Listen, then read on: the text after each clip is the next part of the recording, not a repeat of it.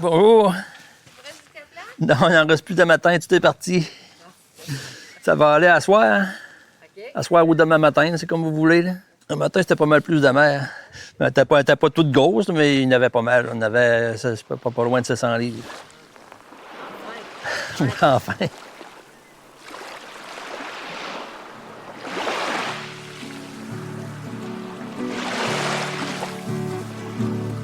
Faire la mer est la deuxième saison d'une série de balados qui met en valeur le patrimoine immatériel charlevoisien.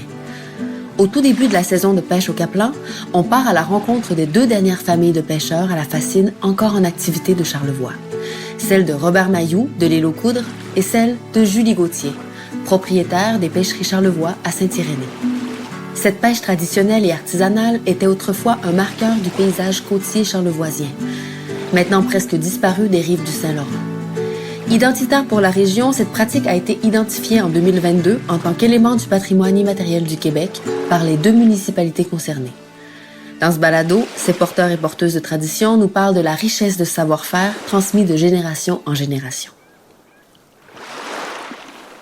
Je m'appelle Robert Mailloux, je demeure à l'île aux Coudes du côté nord de l'île, puis je suis pêcheur à la Fascine. Dans le fond, quand on était jeune, la pêche à la Fascine, c'était une activité familiale. On ne pouvait pas appeler ça une tradition, parce que ça faisait partie de notre vie, là, un peu comme on fait un jardin ou une autre activité. Au début, quand on est plus jeune, on regarde faire les autres, on écoute, on regarde, on apprend. Puis plus on vieillit, plus on aide notre père. C'était notre père qui s'occupait de la Fascine, à fabriquer les ailerons qui sont une partie des engins de pêche. Après ça, on aide à tendre la pêche, on apprend à ramasser le poisson, à différencier les espèces, les mâles et les femelles. Puis plus on vieillit, plus on prend de l'intérêt. On s'aperçoit alors que c'est plus qu'une activité, que ça réunit en fin de compte la famille. Ça devient une tradition en fin de compte. Mais ça a une durée, ça fait longtemps que c'est dans la famille. Ma mère m'avait donné une vieille boîte de documents. Puis dans ça, il y avait un document de 1867.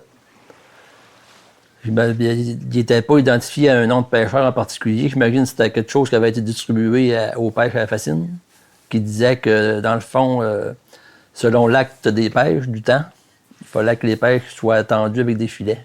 Puis les pêcheurs de l'île, ils avaient demandé à pouvoir tendre les pêches avec des lattes. Chaque Fascine est différente. Il y aurait des Fascines tout le tour de l'île. Dans le temps, il y en avait autour de 70, puis c'était toutes des Fascines différentes, là. Chaque pêcheur a sa façon de l'attendre, chaque pêcheur a sa façon de fabriquer des ailerons. On peut pas vraiment dire qu'il y a une façon de faire une Fascine.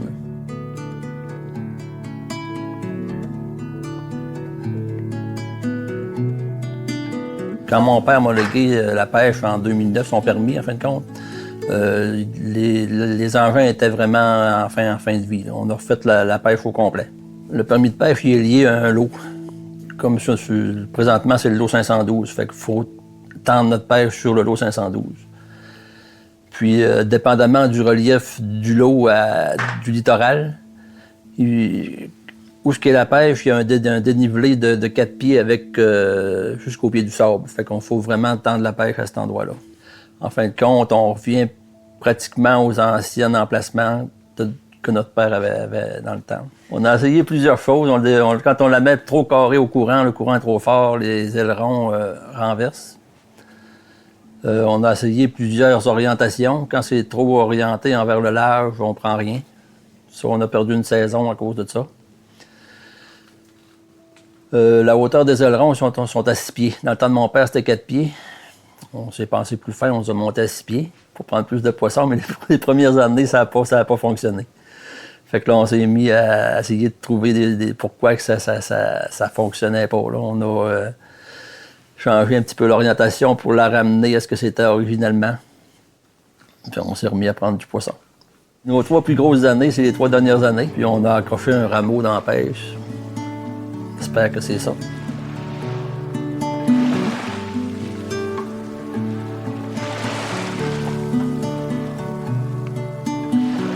La cage a 6 pieds de haut. Elle a 6 pieds de large et 8 pieds de long. Dans le fond, ça ressemble à un gros cube un petit peu allongé, là.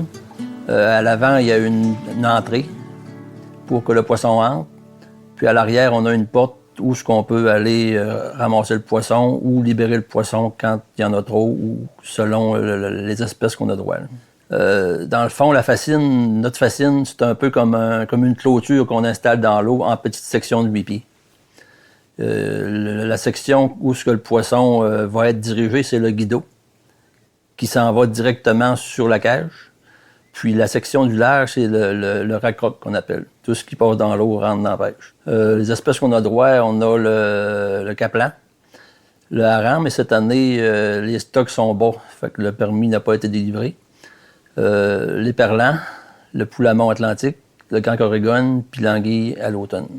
C'est sûr qu'on prend toutes les espèces qui passent dans le coin. La plie, on la prend, on la capture, mais il faut la relâcher, on n'a pas le droit.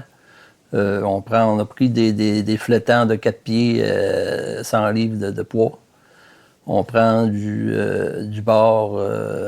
On a aussi un permis pour les espèces envahissantes. C'est un permis scientifique qu'on a. On a la liste des espèces déterminées. Puis quand on les capture, on prend des notes la journée qu'on l'a pris, on le fait congeler. Puis une fois par année, les biologistes passent pour les ramasser et les étudier. Puis cette année, on va miser plus sur prendre des notes sur les conditions météo, température de l'eau, les espèces qu'on prend à chaque marée, les phases de la Lune, la hauteur des marées, la hauteur des vagues, pour avoir un portrait plus précis du moment où on prend plus de captures par rapport au moment où on en prend moins.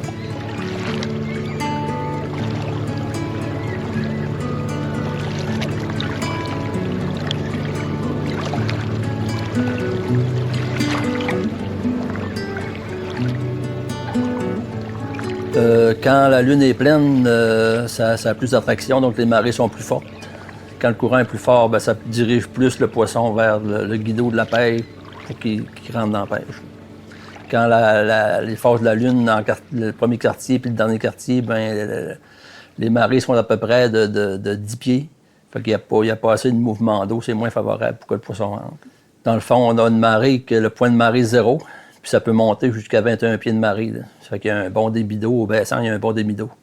Tandis que les petites mers qu'on appelle, ça peut aller de 6 pieds et demi d'eau dans le plus bas à 15 pieds d'eau au plus haut. Là. Ça fait qu'il y a à peu près 7-8 pieds d'eau de marge de courant. Ça fait qu'il n'y a pas beaucoup de courant. Encore ce printemps, j'ai appelé au ministère de l'Environnement pour voir notre pratique, qu'est-ce qu'on pouvait faire, qu'est-ce qui était interdit ou qu'on devait modifier. Dans le fond, pour que ça soit écologique, on emprunte toujours le même chemin pour aller à la pêche, pour ne pas détruire le littoral autour de nous. On s'est muni de kits anti-déversement. S'il arrive un pépin avec notre tracteur, une fuite d'huile, on a notre kit qui nous suit tout le temps, qu'on peut limiter l'effet de ça. Le poisson qu'on capture, quand on en a trop ou qui est trop petit ou pour n'importe quelle raison, on peut le relâcher vivant dans l'eau. Ça n'a pas d'effet sur la reproduction du poisson. Quand on tend la pêche, dans le fond, il y a tout un écosystème qui s'installe autour. Là. Les oiseaux marins arrivent, on a plusieurs sortes de goélands, on a des grands hérons, on a des canards, des outardes. Ça s'installe tout autour de la pêche là, pour se nourrir. Puis on n'a pas besoin, quand le poisson, les oiseaux nous le disent quand il est là, on n'a pas besoin de chercher autour de l'île. Quand les oiseaux arrivent et s'installent, c'est parce qu'il y a du poisson. Oui, c'est mieux que des scientifiques, c'est mieux que des caméras. Ça se trompe pas, c'est la nature, ça se trompe pas. Là.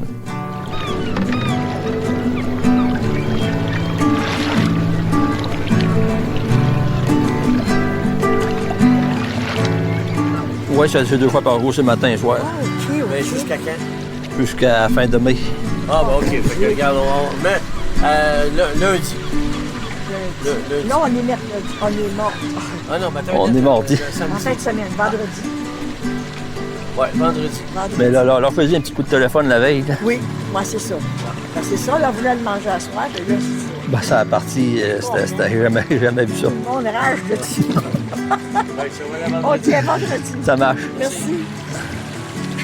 C'est un peu comme quand tu débouffes tes cadeaux de Noël. Là. Quand un coup qui est débouffé, ben t'en as plus. Avec les Kaplan, ça dure un mois. Fait que le plaisir est plus long avec le Kaplan. Si tu veux faire brûler un petit peu de gazon, là, tu allumes une allumette, puis tu le mets par terre en te disant que ça va faire un petit feu, mais c'est comme ça fait un feu de brousse, là. Ou un tsunami. Dans le fond, on a des listes de clients qui réservent le poisson. Normalement, on devrait les appeler en premier, mais il y a tellement de clients qui arrivent en même temps, ça fait qu'on essaie de jumeler les deux ensemble. On embarque comme dans une bulle, là. On est à peu près les derniers à en manger. Mais en soir, on fait dans le poêle, ça va être bon.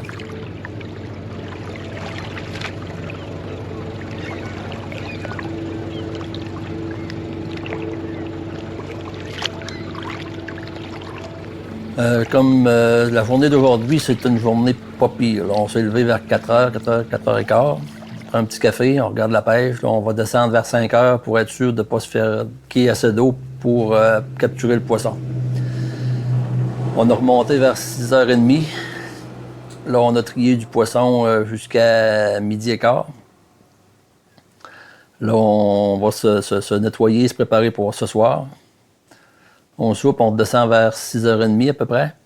S'il y a du poisson, ben on peut en trier jusqu'à minuit, 1h, 2h du matin. On sépare les caplans mâles des caplans femelles. C'est sûr qu'il y en a qui sont invendables, sont trop petits ou sont endommagés par les oiseaux, les goélands. Fait qu'on trie ça. On sépare aussi le poulamon, les éperlans. On met ça dans des vaisseaux différents. Là, puis c'est sûr que comme ce matin, les clients venaient en même temps qu'on triait. Ça fait qu'on a vraiment réussi à prendre le dessus du triage.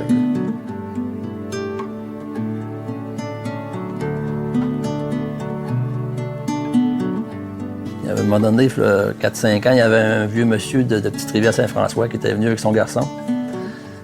J'y parle, il dit « Est-ce que ça vous dérange-tu si je regarde votre pêche? » Ben non, il dit « Vous avez bien beau à vous stationner et puis la regarder. » Il dit « Vous n'auriez pas du poisson? » Vous venez justement d'y aller. Il dit « Ben oui. » Le monsieur, il pleurait quasiment. Il dit « Quand j'étais petit, il dit, mon père, il avait une fascine, puis ça me rappelle vraiment des souvenirs de ma jeunesse. Là. Mais c'est quelque chose qu'il ne faut pas perdre. Là.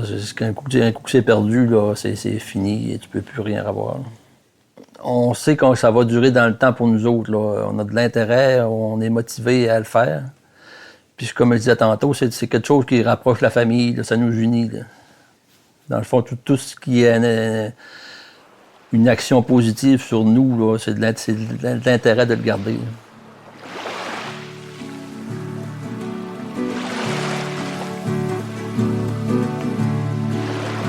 Faire la mer est une production des municipalités régionales de Comté, de Charlevoix et de Charlevoix-Est, réalisée par Artefact Urbain et financée par le gouvernement du Québec et les MRC dans le cadre de leur entente de développement culturel respective. À la prise de son, Denis Baribeau. Aux entrevues, Odile Pelletier et Jeanne Couture. Au montage, à la narration et à la musique originale, Annabelle Guimond-Simard.